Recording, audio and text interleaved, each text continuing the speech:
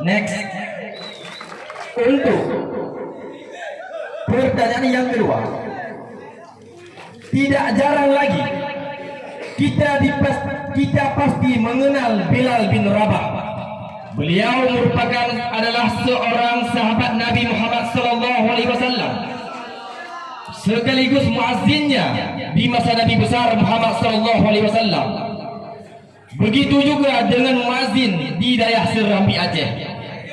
Di ketika seseorang tersebut ingin melakukan azan, maka dianjurkan baginya untuk berdiri.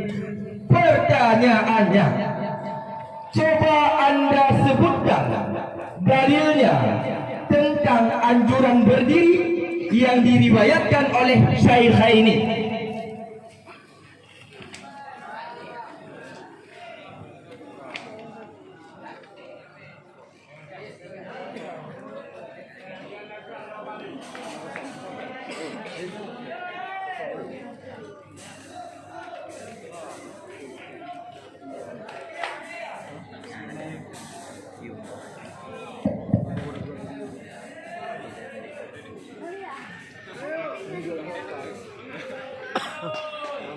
Bismillahirrahmanirrahim.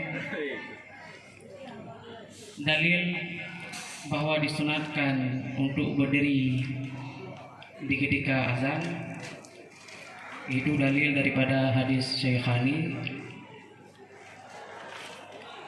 Nabi berkata,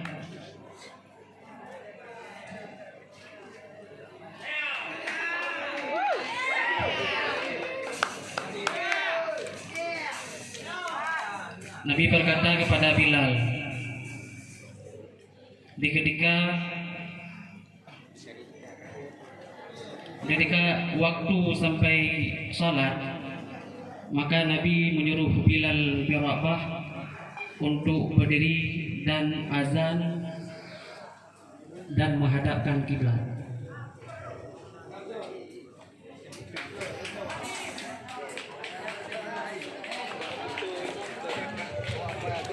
Jawabannya dipuji.